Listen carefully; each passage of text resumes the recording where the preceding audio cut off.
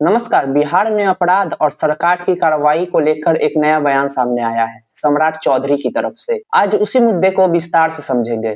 बिहार में पिछले कुछ महीनों से लगातार आपराधिक घटनाएं सुर्खियों में हैं। कहीं हत्या, कहीं लूट, कहीं गैंग से जुड़ी वारदात। विपक्ष लगातार सरकार से सवाल उठा रहा है कि क्या बिहार में कानून व्यवस्था फिर बिगड़ रही है। इसी बीच गृह मंत्री सम्राट चौधरी ने एक बड़ा बयान देकर माहौल और गर्म कर दिया है। उन्होंने माना कि अपराध पूरी तरह खत्म नहीं हुए हैं, लेकिन सरकार लगातार कार्रवाई कर रही है।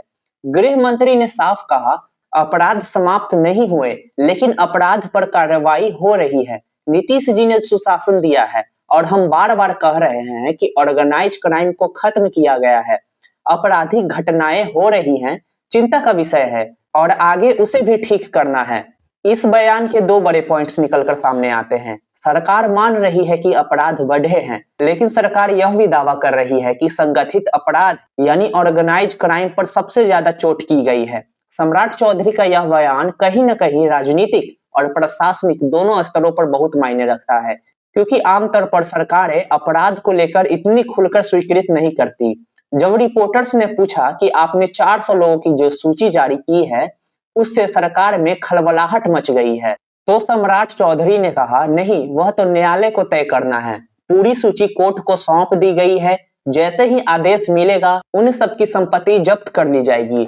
भालू माफिया, बालू माफिया, शराब माफिया, सब अपराध अभी समाप्त नहीं हुए हैं। यह बयान बताता है कि सरकार अब सीधी आर्थिक कार्रवाई की ओर बढ़ रही है, यानी अपराधियों पर केवल गिरफ्तारी नहीं, बल्कि उनकी जायदाद जब्ती जैसी कड़ी कार्रवाई की तैयारी में है।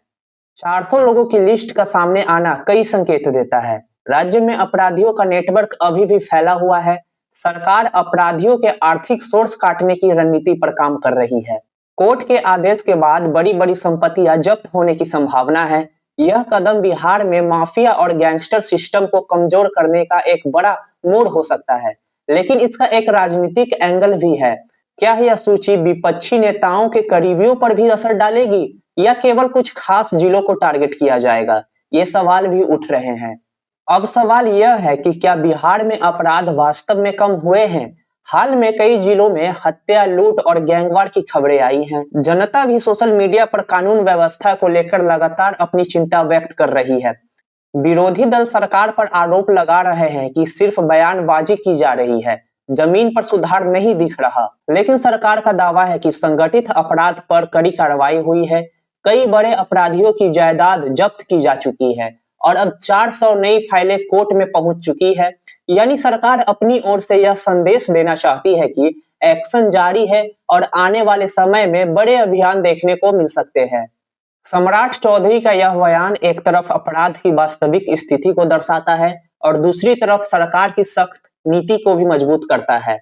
400 अपराधियों की लिस्ट और संपत्ति जब्ती की चेतावनी को अगर सरकार वास्तव में लागू करती है, तो इसका बड़ा प्रभाव बिहार की कानून व्यवस्था पर पड़ेगा। लेकिन फिलहाल जनता इंतजार कर रही है, क्या वाकई अपराध घटेंगे, क्या जमीन पर बदलाव दिखेगा और क्या माफिया पर कार्रवाई से राजनीति प्रभावित नहीं होगी? आने वाले हफ्ते यह साफ कर देंगे। अगर आप भी बिहार की राजनीति और ग्राउंड रिपोर्ट से जुड़े ऐसे ही अपडेट चाहते हैं, तो चैनल को लाइक, शेयर और सब्सक्राइब करें। मैं हूं राणा और आप देख रहे थे राणा की रिपोर्ट। धन्यवाद।